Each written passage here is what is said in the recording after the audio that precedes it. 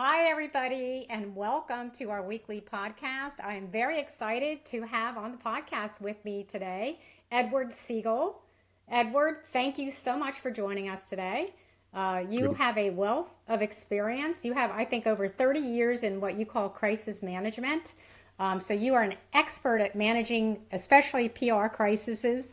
You are also the CEO of two trade associations, which is amazing. And I believe you started your career or spent a lot of time at the French-based company Leadmark, which was like a hypermarket. Is that correct?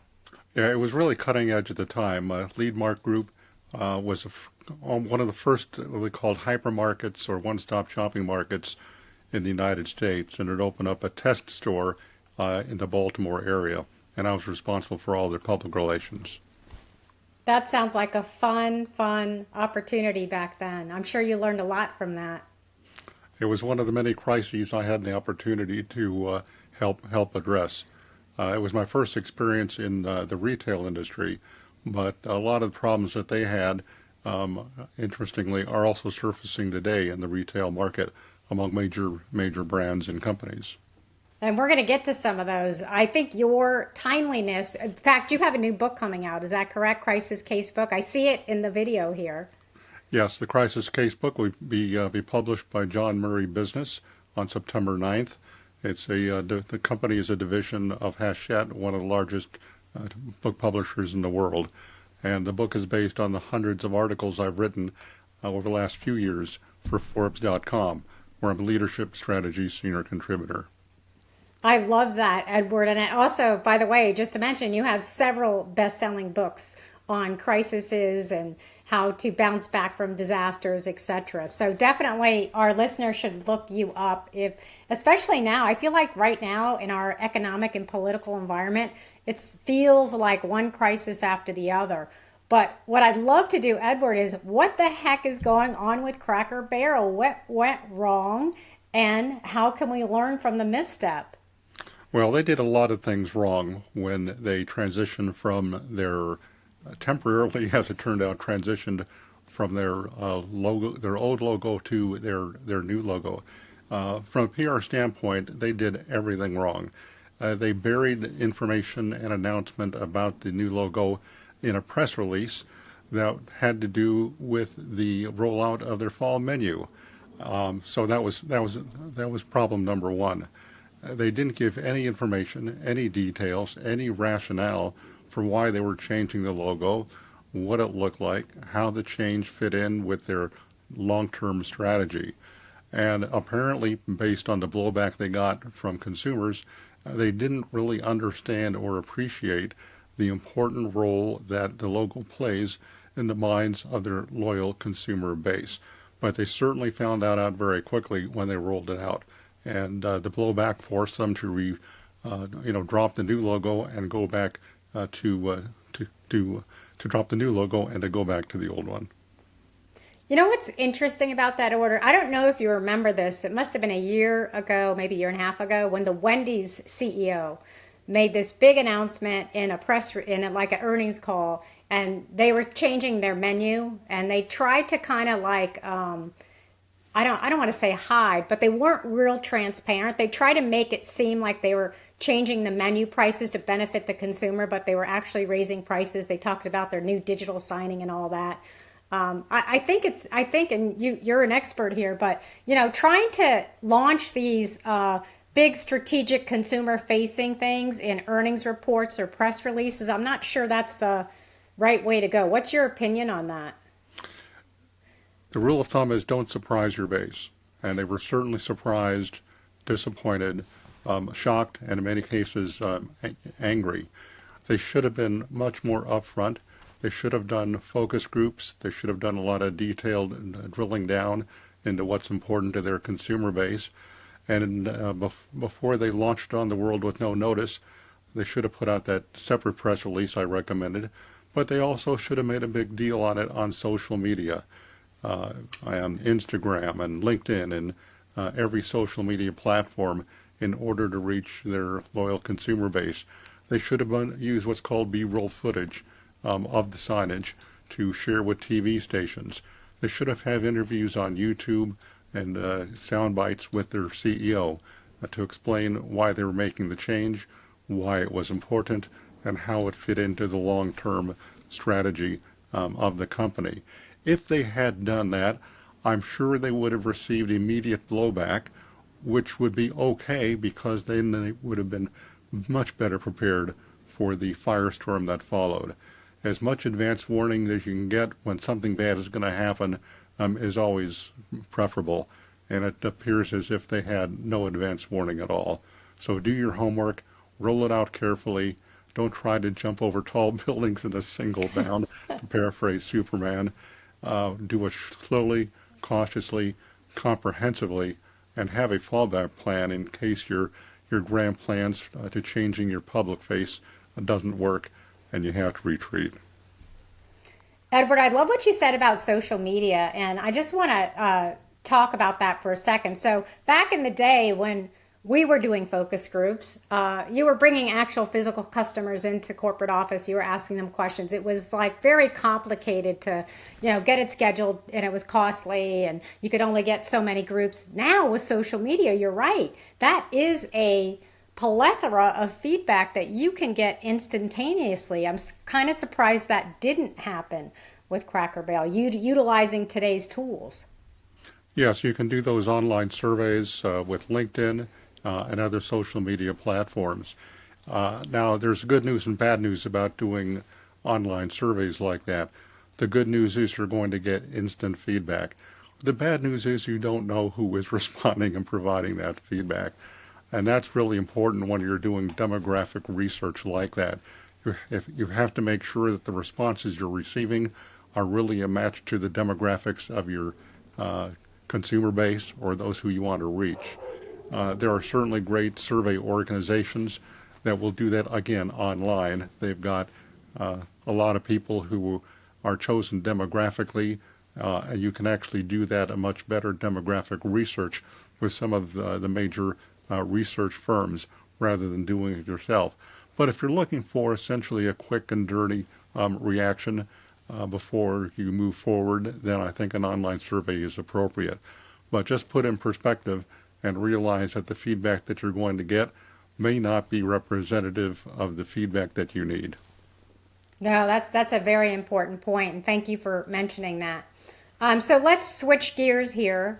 We could probably spend all day talking about PR crises in the last 2 years, but we have a short podcast. So I want to get your feedback. What is going on at Target? Wow, there's a lot to say about that, but what's happening at Target? Well, Target is the latest example of a company that unfortunately finds itself out of step with the consumers and the rest of the retail industry. They used to have a niche. They used to have a point of differentiation that made them special and separate from their competitors. And that certainly was a great competitive advantage. But today, that competitive advantage seems to have evaporated. They don't appear to be different than their competitors. They appear to have a lot of challenges in front of the basics for operating a store. I've seen some news reports where consumers go to the store and there's not even any shopping carts in the shopping corrals, and they just leave. How are you going to attract customers if they don't have anywhere to place their goods? Other issues are being able to stock all the goods on their shelves that people want, to have the kind of goods that people are really shopping for. And again, all of these issues are essentially preparing a perfect storm for Target, and it's really putting them in a crisis situation. Now, to their credit, they did look for new leadership to help them come out of this downward spiral. And a lot of companies over the years have done just that if they're having challenges in the marketplace. Starbucks did that just not too long ago when they brought in an outside CEO. They didn't promote from within. They brought in the CEO from another chain, Chipotle, and apparently based on initial reports, he's doing very well in helping to turn Starbucks around. Compare that, though, to Target, which hired a new CEO from its internal corporate rank. And that has been the subject of some criticism by observers who say that the company needs not more inside perspective, but a set of fresh eyes to take a look at how the company can rebound. Yeah, that was interesting. I think the other thing that doesn't help companies like Tractor or not Target, and we're going to talk about Tractor Supply in a second, but one thing that doesn't help companies like Target and also companies like Cracker Barrel is these like videos that consumers make while they're in the store. So for Target, we saw a lot of consumers taking videos of empty shelves and not empty, not being able to find carts, and so that doesn't help it in Cracker Barrel. I've seen a lot of social media videos that kind of walk through the new quote unquote store design. So there's a lot of criticism on the new store design. It's taking away nostalgia. So I think the social media right now today is hurting companies. When they make a small error, it becomes a more significant error because consumers amplify their thoughts very loudly on social media. No, that's a great point, Shelley. Social media has turned out to be a double-edged sword. It's a great way for retailers and other companies to reach people immediately. It's also been a great way to be a critic of anything and everything you want to say about a retailer. And you're absolutely right. Consumers can post their review or criticism or gripes or concerns in the market as they're shopping and they can't find what they want or they don't like what they see. Post it on social media, and within a matter of seconds, the whole world knows what this one consumer thinks about Target or any other major retailer. That's why it's really critical for every retailer, if they're not doing it already, to set up a social media monitoring campaign to monitor every social media platform for what is being said about their company, their organization, their products, their services, every aspect of the company. And as soon as they see something that could cause a problem or be an issue, they've got to jump on it right away. In fact, I write in my book, The Crisis Casebook, of a great example of California Pizza Kitchen, who one of their customers placed an order for, I think it was mac and cheese, and it was supposed to be delivered to her home. It was, but it was an incomplete order. They got something screwed up. And she immediately went on social media to complain about it. Pizza Kitchen picked up on that and made it right.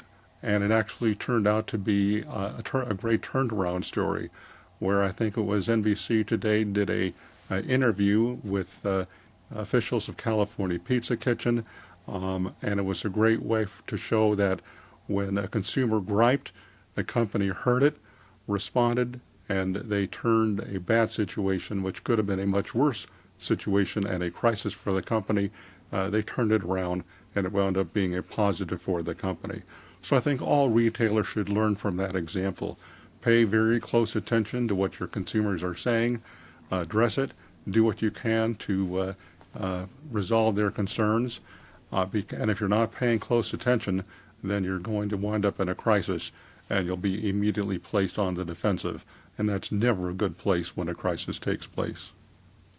And Edward, you'll be excited to know that in the classes that I teach and many professors teach at Fashion Institute of Technology, we always talk about sentiment analysis and the importance of that as a marketing initiative. You have to be able to quickly understand what is being said about the company and respond to it. Yes, never be surprised. The sooner you know, the better. And frankly, I think that retailers and everybody else that's in business should account for consumer sentiment in their crisis management plans and crisis communications plans. What would you do? When would you do it? How would you do it? Who would do it? And where would you do it if a consumer gripes about your products, your services, or any other aspect of your company? And by practicing responses to these scenarios, you're making sure that you have what I call a rapid response approach to a crisis, and that this is a great way to make sure you're prepared for a crisis, not surprised by it, and that for every second you find out about the crisis, that you don't do something about it, it gets worse and worse and worse. So with the social media monitoring and a quick response team, it'll put companies in a much better position to respond to a crisis. Well, let's talk about, I want to move to, so there's some companies, so Tractor Supply company did this, and what they did was they kind of changed their whole, they made a big strategic decision change, which kind of, some would say backfired, some would say it was the right thing to do. Would love your opinion on Tractor Supply company and what happened there in terms of their shifting their ideologies on what a lot of the customers thought they supported, but in the end, they ended up not supporting. Yeah, Tractor Supply Company is a great example of what can happen when you back away from your corporate commitment, no matter what it is. In this case, they had previously been a great advocate for DEI, but under pressure from a conservative podcaster, they decided they were going to back away from their long-term commitment to DEI. And when they did that, they really upset their consumer base. They saw an immediate drop in profits and traffic to their stores, a lot of efforts to call for a boycott against the retailer, and it was really a situation where a company created a self-inflicted crisis for themselves. And that's another lesson for all retailers. If you're going to embrace a concept that's important to you and your consumers, you have to be prepared for the consequences when you abandon that commitment. It demonstrates a lack of credibility, undermines the trust and faith that people will have in your company, and frankly makes them a little bit more cynical about what they're going to believe. If they can't trust you on that, can they trust you on this? If you say something in the future, are you going to back away from it? What can we trust you to do? Or can we trust you at all based on your abandonment of these key principles? So be very careful going into any commitment and embracing it, and be prepared for a crisis when you decide to back away from it. Edward, I love what you said, and I think that's true. This whole trust factor is important. So when you go back on something you said you were committed to, you're right, Edward. What customers do is they start saying, oh, they say they have the lowest price, but do they? They say, oh, this is sustainable, but is it? So that's a big issue in terms of the trust building factor, right? Yes, you really can't fool the people.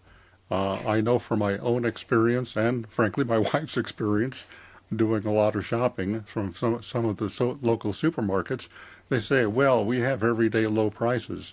But then we go back and we realize the prices were a lot lower. All they did was to raise their prices, and they're trying to say they're low prices. So you really can't fool the consumers. Consumers increasingly have a very long memory. They take pictures with their phones. They make notes to themselves. They document it. And if you say you had low prices, say 3 years ago, and because of tariffs or taxes, whatever, you raise your prices so you're not losing money, but you're still calling it low prices, consumers aren't stupid. They know their research. And in this very challenging economy where every penny, every nickel, every dime is important to consumers, they're not likely to open up their wallets to retailers and say, here, take all my money. It's all yours. They want to spend as little as possible for as much as they can get. And so that goes back to the trust factors. Can the consumer trust you? Can they depend on you? Can they rely on you? Or are you doing something to pull the wool over their eyes? And if that's what you're going to do on a regular basis, or even once or twice, you certainly run the risk of losing the trust, the credibility, and that will show up eventually in your bottom line. I want to go back to something you said, which I find really fascinating, and that's the boycotting issue. So this has happened with many retailers. Target got boycotted, Tractor Supply, among other companies, they get boycotted. They're organized boycotts. Do the boycotts really work? I mean, from a financial perspective, you might see a blip like, 1 or 2 days, however long the boycott is. But long term, what's the PR impact of boycotts? Well, I guess you have to define what it means for it to work, quote unquote. It can work on a short-term basis to make the point with the bottom line of a retailer. It can work if you want to damage that retailer's image and reputation. It can work if you want to create negative headlines about that retailer. And for those who want to launch those boycotts, that would certainly be a series of wins in their column. But the long-term effect is up for discussion. People have historically a very short attention span and a very short memory. They may not remember the boycott, of 3 or 4 years ago, and they go back. Airlines are a really great example of people after an airplane disaster. They may boycott the airline because they don't want to ride on what they think is a unsafe air carrier. But time passes, they forget, they need to get from point A to B or C, and they go back and they patronize the airlines. The same thing is true with retailers. Depending upon where a consumer lives, they may not have the opportunity or the choice to boycott a retailer because of the proximity of the retailer, the convenience, what they need to get, and so on. So I think those who organize a boycott, there's a lot of reasons to do it to score PR points, but retailers probably long term could rest easy that one boycott is not going to put them under. So I'd love to end kind of with a summary. So right now, it's a very, very polarized media and political landscape. There's a lot going on out there, economically, politically.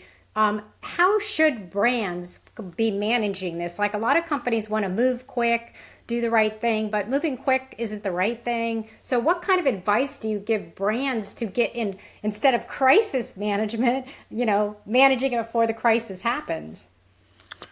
They should conduct themselves very, very carefully. I think the best crisis management is playing offensive and not defensive. That's why retailers should take a look at every aspect of their company, and their operations, and their activities, and their practices, and see what they're doing and how they're doing it and why they're doing it. Could it cause a crisis in any way, or create a PR problem on every level?